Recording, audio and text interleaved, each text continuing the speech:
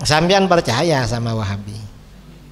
Jangankan Imam Asy'ari ya, di mana memang sudah 1000 tahun kan dari sekarang, 1000 tahun lebih. Saya saja kalau cari di YouTube atau di Facebook tuh banyak. Allahu Akbar, Kiai Idrus sudah berubah menjadi Wahabi. Pak, saya masih hidup pada hal itu. Sudah dibikinkan isu mengharamkan tahlil, ya macam-macam. Saya sering dijapri sama orang tabayun, Kiai, apa benarin dari sampean? Apa? Sampean katanya Wahabi. Orang kita ini masih hidup sudah dibikin, apalagi Imam Asy'ari sudah lama. Karena mereka ya suka-suka begitu, Iman. Suka bikin isu-isu. Nah, ini bagaimana argumen Wahabi yang mengklaim Al-Asy'ari hidup dalam 3 fase dengan dalih kitab Al-Ibanah sangat rapuh, sangat lemah. Mengapa? Kitab Al-Ibanah yang beredar sekarang dari terbitan India, Madinah, Lebanon dan lainnya tidak memiliki sanad yang bersambung kepada Imam Asy'ari. Kalau kitab-kitab yang kita pelajari di pesantren seperti Fathul Qorib, itu bersambung sanadnya dari guru kita ke gurunya. Kitab-kitab Syafi'iyah. Ibanah ini gak ada sanadnya, tahu-tahu diterbitkan. Isi kitab Ibanah versi Wahabi sendiri, ini yang sesama Wahabi, isinya paradok, bertentangan dan kontradiktif, yang menguatkan bahwa Al-Ibanah tersebut telah mengalami distorsi dari kaum Mujassimah. Mungkin sebelum kita pindah topik ada yang ditanyakan, silahkan.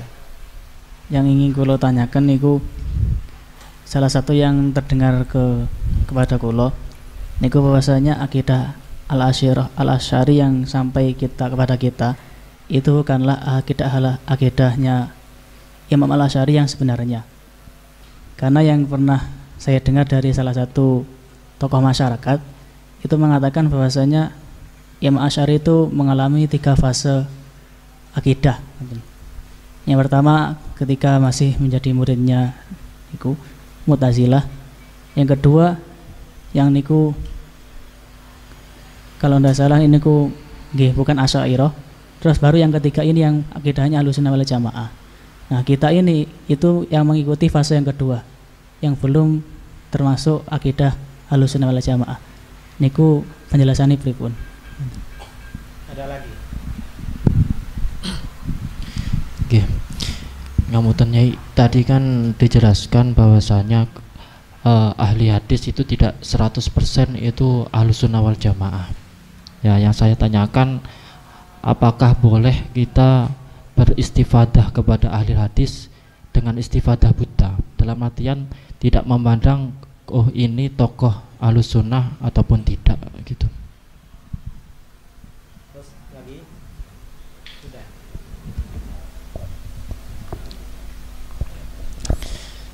Jadi ahli hadis itu tidak semuanya Ahlussunnah. Sebagian itu ada yang di luar Ahlussunnah. Apakah boleh kita mengambil hadis dari orang di luar Ahlussunnah? Kan di dalam kitab mustalah itu boleh.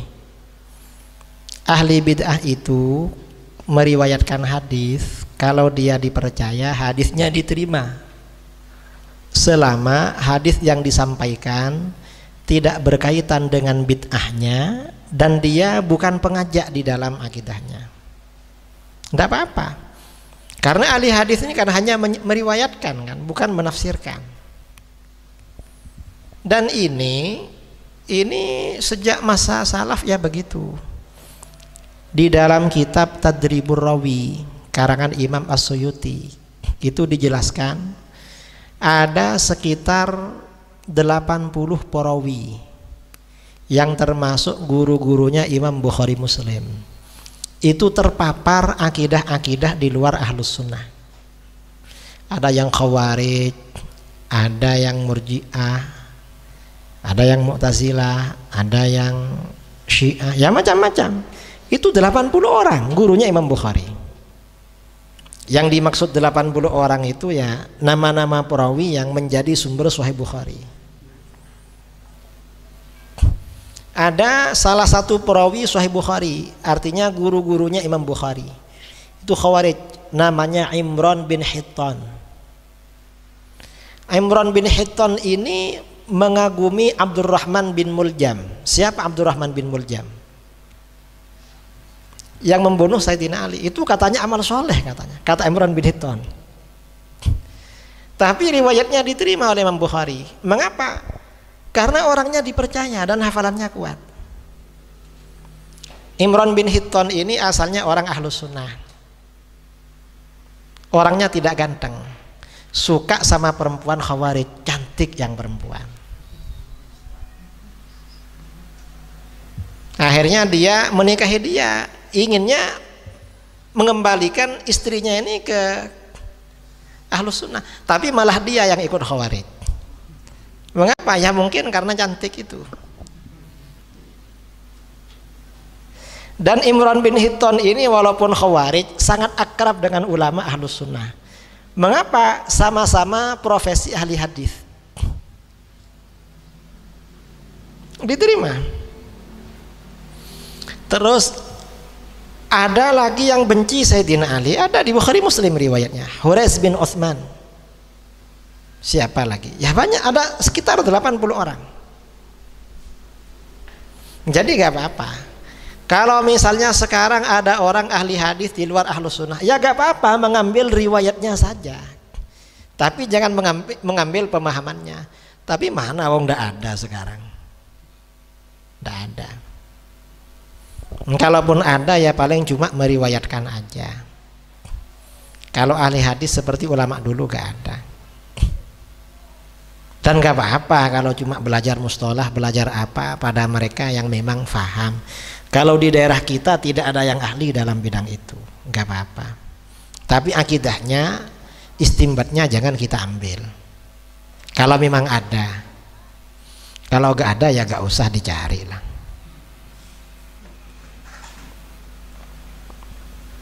Jadi tidak masalah. Kemudian pertanyaan yang pertama, Imam Al-Asy'ari itu hidup dalam 3 fase pemikiran. Itu menurut Wahabi. Kalau menurut kita ya cuma 2 fase, Mu'tazilah lalu Ahlus Sunnah. Kalau menurut Wahabi, Imam Asy'ari itu hidup dalam 3 fase pemikiran.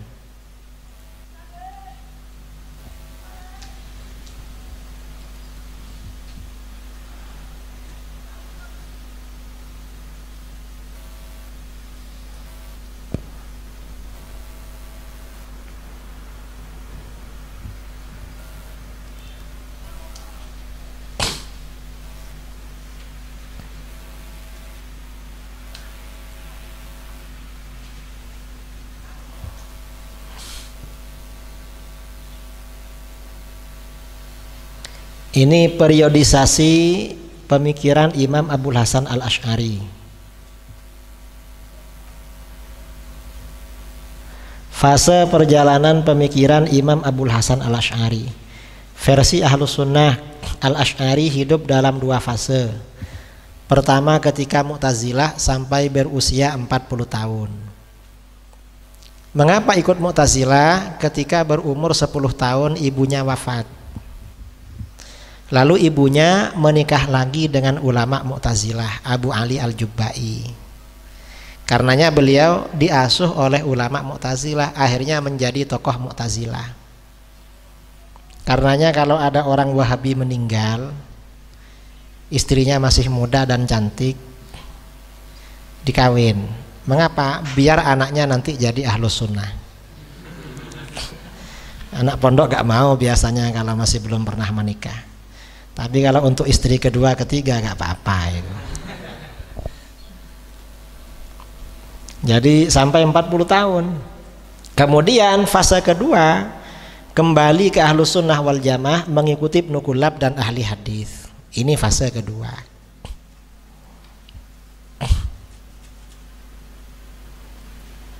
Kemudian menurut versi Wahabi, Al-Asy'ari hidup dalam 3 fase. Pertama ketika Mu'tazilah, kedua mengikuti Ibnu Kullab, ketiga kembali ke akidah salaf Mujassimah ala Wahabi. Ya cuma ini akal-akalan Wahabi. Sampean percaya sama Wahabi? Jangankan Imam Asy'ari ya, di mana memang sudah 1000 tahun kan dari sekarang, 1000 tahun lebih. Saya saja kalau cari di YouTube atau di Facebook tuh banyak. Allahu Akbar, Kiai Idrus sudah berubah menjadi Wahabi. Saya masih hidup pada hal itu. Sudah dibikinkan isu mengharamkan tahlil, ya macam-macam.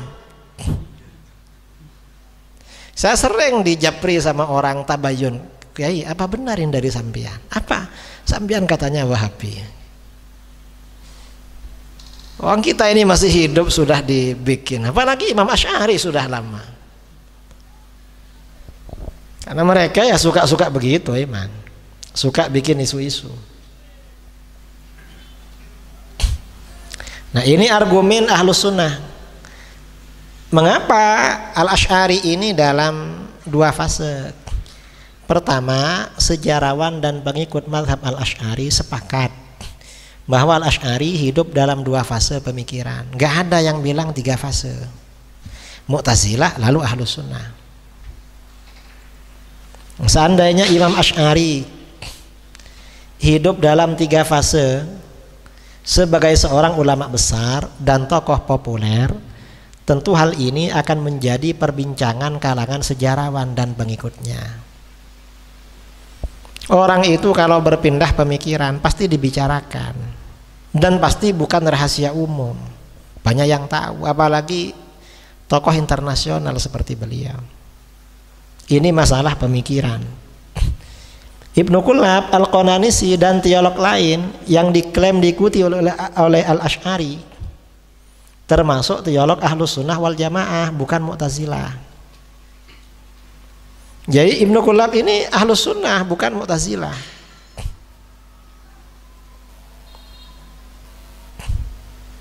Ini argumen Wahabi.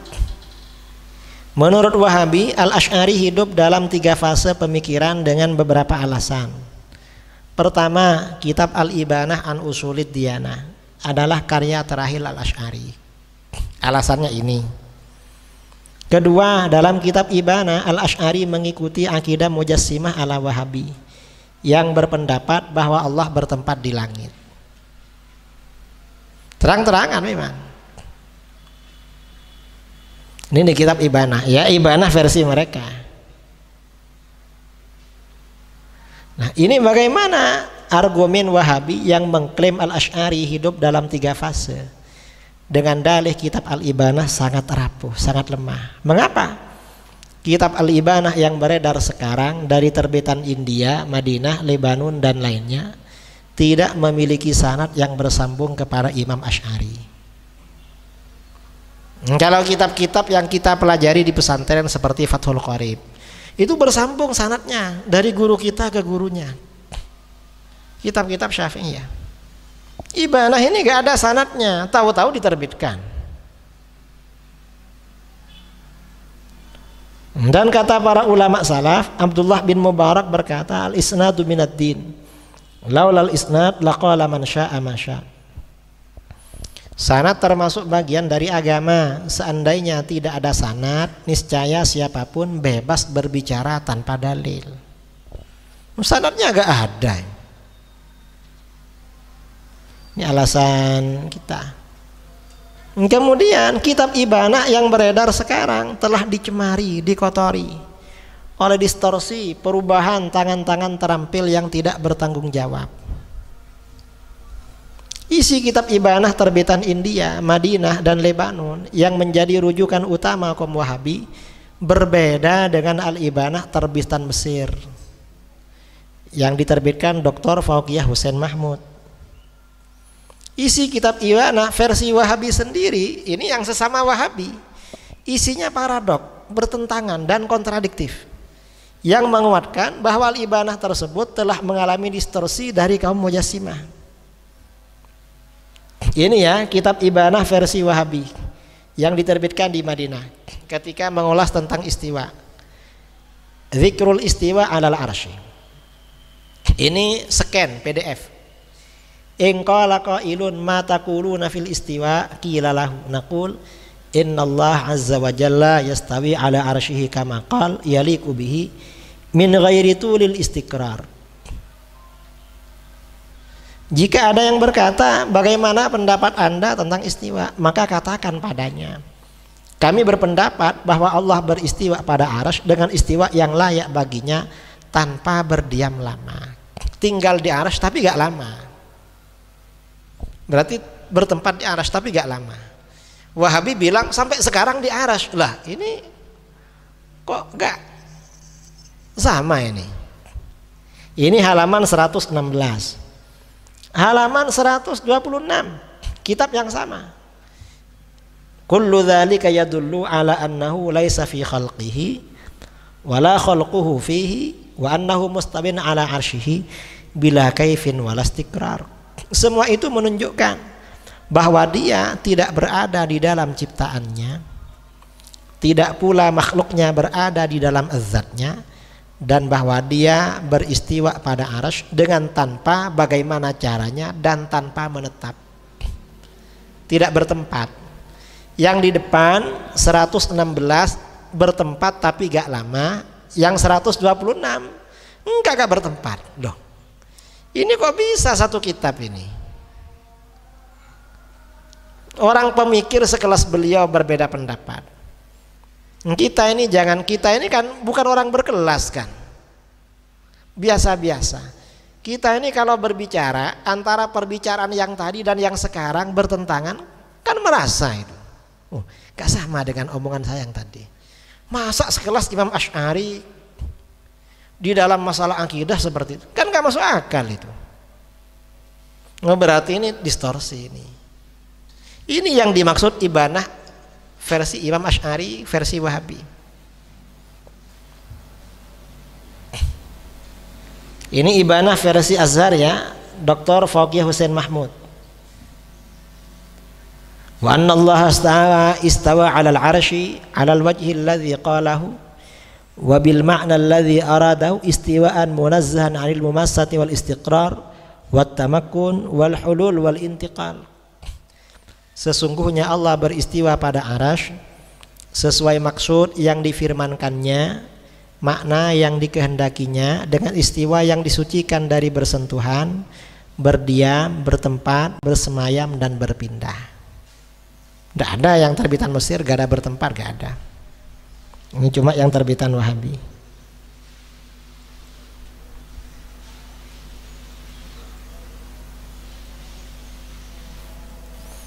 Ini makna istiwa versi ahli hadis ya, dalam kitab Ar-Risalah Al-Wafiyah. Di bagian bawah itu, wastiwa'uhu jalla jalaluhu uluhu bi ghairi kaifiyatin wala tahdidin wala mujawaratin wala mumassah. Istiwa Allah adalah kemahatinggiannya tanpa bagaimana caranya, tanpa dibatasi, tanpa berdampingan dan tanpa bersentuhan. Ini kan gak bertempat ini. Istiwa yang dikatakan Imam Baihaqi dalam Al-I'tiqad. Wa fil jumlah yajibu ayyu'lam anna istiwa Allah subhanahu wa ta'ala laisa bistiwa i'tidalin 'ani wijaj wala istiqrarin fi makan wala mumassatin li syai'in min khalqi lakinnahu mustawin ala arsy kama akhbar. Kesimpulannya, wajib diketahui bahwa istiwa Allah subhanahu wa ta'ala bukanlah istiwa dalam artian lurus dari bengkok, bukan bersemayam pada suatu tempat, bukan menyentuh sesuatu ciptaannya, akan tetapi Allah beristiwa pada arsy seperti yang dikabarkannya, tanpa bagaimana caranya, tanpa di mana tempatnya, serta tidak menempati semua ciptaannya, berpisah dari semua ciptaannya. Ini menurut Wahabi zat Tuhan terbatas, kata Ibnu Taimiyah ya.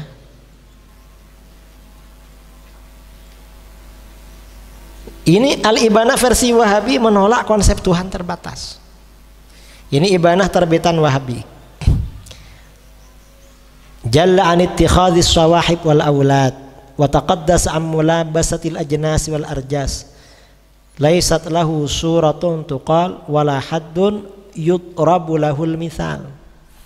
Dan tidak ada batas bagi Allah yang dapat diucapkan dalam perumpamaan. Kata Wahabi, zat Allah terbatas. Lah ini enggak terbatas. Lah kok dibilang ikut Wahabi? Padahal Ibanah ini yang terbitan Wahabi.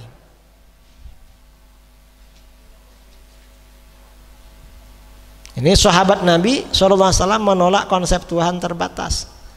Dalam kitab Hilyatul Auliya dikatakan, Sayyidina Ali berkata, wal amadu ilal khalqi madrub wal haddu ila ghairihi mansub. Man za'ama anna ilahana mahdud faqad jahilal khaliqal ma'bud. Batas waktu ditetapkan kepada makhluk, dimensi ukuran dinisbatkan kepada selain Allah. Barang siapa yang berasumsi bahwa Tuhan kami ini berdimensi, ada ukurannya, maka berarti ia tidak mengetahui Tuhan yang wajib disembah.